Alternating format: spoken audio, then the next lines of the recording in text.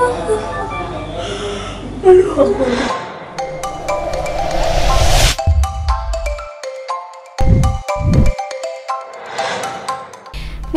konnichiwa. Kembali lagi di Wagamu Japanese Class bersama aku Manda dan Hikaru desu. yeay, kita udah berdua lagi nih teman-teman. Jadi kali ini sih kita mau sharing-sharing ya sama teman-teman semua masih seputar bahasa Jepang pastinya. Oke, siapa di antara kalian mungkin yang lagi ngikutin gosip sekarang ya? Yang lagi viral. Yang lagi viral, pasti kalian sering banget baca tentang Viki Naki. Bener gak sih? Viki Naki. Viki Pasti Naki. pada tahu deh. Iya, pasti lagi karena lagi ngehits banget sih teman-teman sekarang. Sedikit tentang Viki Naki, aku sendiri termasuk yang kagum nih sama Viki Naki. Jago bahasa asingnya. Betul. Iya, padahal dia tuh kayak masih muda. Terus kayak masih umur 20-an gitu ya. Yang masih mahasiswa gitu kan sebetulnya. Jadi dia tuh katanya bisa macam-macam bahasa. Bahasa apa aja sih? Banyak banget ya. Banyak banget kayak bahasa Rusia, Iya, Rusia, Jerman, Jerman. Rumania, Spanyol. Wow, Rumania. Bahasa-bahasa. Bahasa-bahasa yang notabene bisa dibilang kayak itu tuh susah buat dipelajarin gitu ya. Oke, tapi dia tuh kayak kalau lagi bikin konten di YouTube gitu tuh kayak ngomong bahasa asing tuh sangat lancar. Lancar banget. Pronounce-nya tuh enak Bagus banget ya kayak orang native gitu. Bener kayak native, bener-bener kayak native guys. Dan denger-denger sih katanya dia tuh nggak kursus maupun emang nggak sekolah bahasa itu. Jadi emang dia tuh otodidak. Otodidak belajar sendiri katanya. Wow. Kayak denger-denger sih katanya belajar dari YouTube lah gitu kan, atau kayak kita bisa lihat juga di konten YouTube-nya dia kan yang dia menggunakan media Ome TV untuk berkomunikasi langsung gitu sama orang buat native-nya. tes dialog gitu ya. Iya bener. Buat kaiwa session teman-teman kayak gitu. Nah di sini kita bro coba nyampein sih sama teman-teman semua. Kalau ternyata memang bener kan yang namanya belajar bahasa asing tuh ternyata kita bisa selancar itu loh tanpa perlu kursus atau ngambil pendidikan khusus ya. Yaitu secara otodidak. Mungkin teman-teman yang nonton di sini semuanya para pejuang otodidak. Yuk kita sekarang juga sharing-sharing di sini ya. Tapi mungkin kalau menurut Hikaru sendiri apa sih yang bisa kita ambil nih dari Viki Naki? Kira-kira kok dia bisa sampai bisa apa ya kayak selancar itu gitu. Kira-kira apa sih yang harus kita lakukan gitu ya? Kalau pertama mungkin kalau yang aku lihat tuh dia kayak Viki ini seperti kayak nggak membatasi diri. Jadi mungkin ada beberapa orang yang kalau belajar bahasa tuh identiknya sama belajar dari buku gitu ya. Buku bahasa, buku ini. Media itu, belajarnya ya sangat media terbatas gitu. Sedangkan sekarang kan kayak ada internet juga. Terus belajar bahasa tuh apa ya, medianya ada macam-macam gitu sekarang. Benar sekali teman-teman, apalagi untuk bahasa Jepang ya. Bahasa Jepang sendiri tuh wah, film, drama, anime, terus udah gitu lagu-lagunya sendiri ya. Aku juga kadang lebih nyantol tuh belajar malah lewat anime atau lagu sih. Karena dari anime tuh bahasa-bahasa yang keluar di daily gitu tuh keluar semua di anime. Terus kalau misalnya kita belajar dari anime atau dari lagu-lagu Jepang itu kita nggak berasa belajar kan gitu, kayak cuma lagi nonton atau fun gitu loh teman-teman. Jadi lebih masuk gitu. Bener banget. Dan kalau aku lihat dari si Viki ini juga dia tuh sebenarnya memang pakai si Ome TV ini tuh emang buat memperlancar si bahasanya kan. Kayak dia juga conversation kayak conversation dan ngedengerin si orang itu ketika dia berbicara bahasa itu tuh gimana.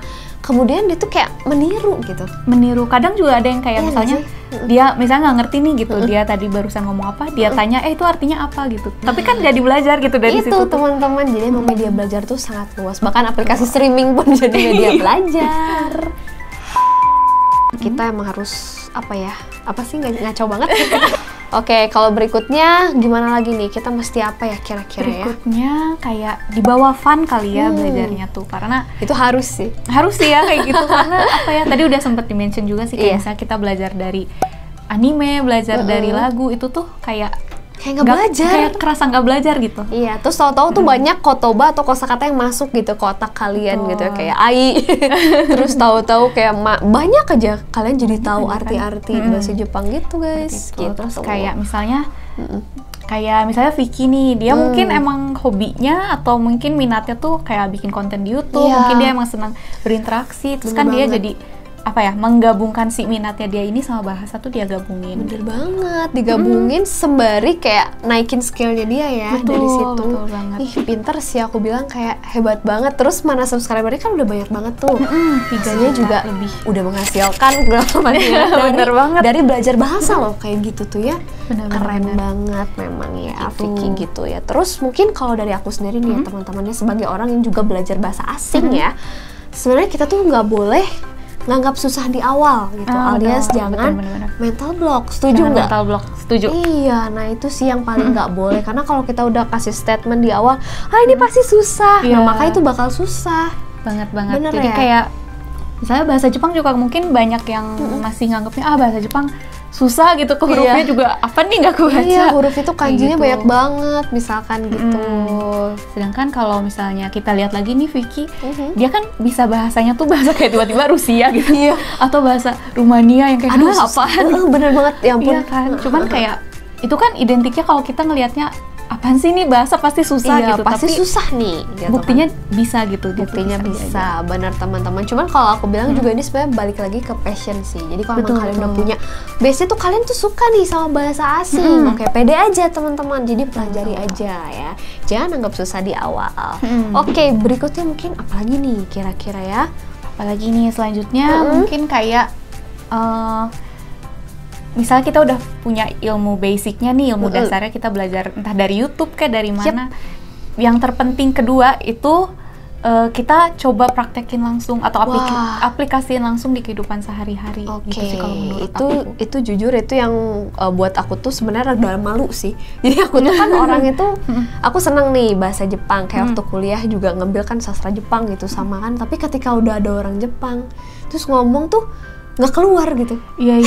Suka banyak ya misalnya belajar bahasa Inggris di sekolah gitu kan udah lancar, tapi pas disuruh ngomong tuh kayak nggak keluar gitu, kayak bingung. Kok aku lupa lagi ya semua, kayak ada tes pidato atau apapun itu. Nah, jadi intinya memang ternyata tuh harus dipakai. Jadi kalau aku sih intinya ya kamu ngomong aja, nggak apa-apa, salah pun mungkin itu kayak belajar gitu. Yang penting tuh dicoba, karena kalau nggak dicobain sebenarnya kayak mungkin kendalanya terutama kalau bahasa-bahasa kayak bahasa Jepang gitu atau apa, mau ngomong sama siapa nih gitu, nggak ada lawannya gitu kan. Kalau nggak ada lawannya enaknya gimana tuh ya? Kalau aku sih sebenarnya kayak ngomong sendiri pun menurut aku itu cukup ngelatih gitu. Melatih, bener banget buat ngelatih ngucapinnya gimana gitu. Apalagi sekarang udah banyak sosial media, nyari teman-teman online mungkin juga bisa buat diajak ngobrol. Iya, sekarang udah gampang menjalin hubungan sama orang yang dari negara asalnya. Iya, kayak gitu teman-teman. Atau enggak mungkin kalau kalian orangnya letterluck, mungkin pengen belajar dari buku pelajaran juga, sekarang mungkin kayak di Minano Nihongo pun ada yang kayak bagian listeningnya kan, kita bisa saling gitu kaiwa apa, itu jadi banyak banget deh media sekarang teman-teman, gak terbatas ya. Tahu bulat digoreng.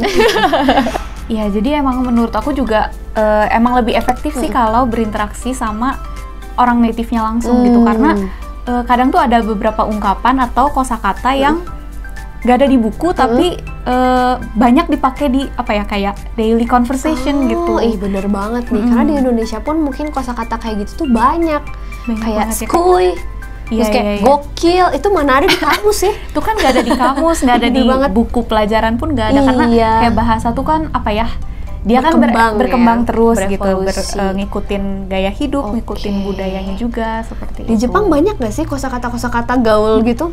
Nah iya, jadi di Jepang juga ada beberapa kosakata nih yang di buku tuh pasti nggak ada deh. Oke, ini mari kita coba nih contoh-contohnya. Apa aja nih? Sekalian kita sharing. Jadi misalnya yang pertama bazuru. Aku baru dengar loh. Bazuru itu artinya viral. Karena baru kata viralnya sendiri kayaknya sekarang ini baru nongol deh. Iya kan, bazuru ya. Bazuru. Jadi bazuru tuh diambil dari kata buzz dalam bahasa Inggris. Dijadiin di Jepang-Jepangin jadi bazuru. Alright, bazuru. Viral ya. Makanya ditulisnya pakai kata kana nih kalau ditulis ya. Kalau kalian mungkin baca di koran atau di mana, bazuru artinya adalah viral, guys. Kayak gitu. Terus ada juga yang kedua imaichi atau imahitotsu. Imaichi mahitotsu apa artinya? Jadi kan kalau Sekarang satu bukan? nah iya, ima kan artinya sekarang. Terus ichi atau hitotsu tuh artinya satu. Satu. Jadi kalau ditranslate langsung kan kayak Sekarang satu. Apa maksudnya? Ini tuh maksudnya kayak apa ya? Menggambarkan ketika kita lagi kayak gak srek, kurang srek tuh kayak kita bilangnya imaichi atau enggak kayak imahitotsu gitu. Tapi nggak ada maknanya ya? Kayak maknanya tuh apa ya bahasa Indonesianya? Gitu sih, kayak gak srek, kayak kayaknya kurang deh gitu. Oh, imahitotsu. Imahitotsu Mungkin satu gitu. tuh kurang gitu. Kayak kurang satu gitu kali ya. Oh alah, gitu. Begitu. Bisa ya kayak gitu kan, kalau misalnya kita nggak dikasih tahu sama Hikaru, mana kita tahu maknanya ya nggak sih teman-teman? Sering banget dipakai Sering gitu ya? di Oke. percakapan sehari-hari orang Jepang. Oke, gitu. apalagi nih, penasaran nih. Selanjutnya ada bachiri. Bachiri. Bachirinya serapan atau asli nih? Bachiri. Nah ini kadang tuh ada orang yang nulis pakai katakana, ada juga yang pakai hiragana. Jadi kayak nggak tahu deh asal katanya dari mana. Oke, Tapi maknanya bachiri ini tuh artinya kayak sempurna atau mantap gitu kali ya bahasa Indonesianya. bachiri, mantap. Bachiri gitu. Oh gitu, mungkin Kayak mantul gitu. kali ya kalau dalam Mantul, bahasa ya sini. bener-bener. Ada Seperti juga itu. ternyata ya, lucu banget. Versi Jepangnya tuh Bachiri. Bociru lagi bachiri ya. Bachiri. Oke, bachiri. gitu. Terus selanjutnya ada choi suru. Wow. Ini juga kayak bahasa serapan yang digabung sama Jepang gitu sih. Iya, kayak Inggris Jadi- disatuin sama suru gitu ya. Nah, jadi Inggrisnya choice, Yes. terus disambung sama suru. Choice suru. Jadi artinya memilih gitu. Waduh. Tapi emang sih banyak, aku sering nemuin juga kosakata-kosakata yang seperti ini gitu Iya kan ya. Memang Banyak dicampur-campur sama banget kayak- suru, tapi dari bahasa asing gitu guys. Bener banget. Uniknya bahasa Jepang tuh di situ. Iya. Seperti itu. Chusuru. Terus selanjutnya ada cipura. Nah ini juga Cipura. kayak apa sih artinya gitu. Ini ditulisnya pakai katakana. Jadi ini tuh asal katanya dari petit price. Petit Petit price. itu yang petite gitu tulisannya. Oh, Itu yang oke. artinya kecil, mini gitu kan. Price artinya harga gitu. Jadi pucipura tuh artinya murah, murah meriah gitu. Mer. Keren banget. Kalau di sini kita namanya Seperti murah itu. meriah. Kalau di sana ternyata pucipura. Lucu ya ngomongnya ya. Terus satu lagi deh terakhir. Apa nih? Itu ada riaju. Hah? Ini juga bahasa Riaju. slang sih. Oke. Riaju itu artinya dari riaru jujitsu. Wah, Disingkat jadi riaju. riaju. Artinya Artinya apa nih? riaju itu kan real, Real, oke. terus jujitsu itu kayak Jujitsu. apa ya? Rasa puas gitu. Oh Kebahagiaan atau rasa puas. Gitu. Jadi riaju itu artinya rasa puas yang apa ya, kayak di dunia nyata gitu. Jadi alah. sekarang kan mungkin orang banyak yang pakai sosmed lah apa, jadi kayak banyak kebahagiaan maya gitu. fake gitu ya. Fake gitu. Nah ini tuh yang real gitu. Kebahagiaan hakiki, Nah, benar, Indonesia biasa sekali. Emang hakiki. Oh, Seperti ternyata ada itu. di sana riaju. Oh, jadi kalau aku nyebutin ini nanti misalkan ketemu orang Jepang tuh mereka ngerti ya pasti ya. Ngerti pasti. Tapi ini tentunya lebih banyak beberapa, apalagi yang tadi ditulisnya pakai katakana gitu, lebih banyak dipakai di conversation yang nggak formal sih. Anak-anak muda pasti ya, anak sekolah lagi main gitu kan. Betul. Wah, seru-seru banget. Begitulah. Itu kan teman-teman, bahasa tuh kalau diekspor tuh nggak ada habisnya. Bener Makanya banget. jangan mau kalah sama Vicky Naki ya, jangan mau kalah juga sama Hikaru loh. Hikaru 2 bahasa loh teman-teman bisanya ya. Jadi kita emang harus lebih eksplor aja. Betul. Jangan membatasi diri dan juga jangan mental block teman-teman.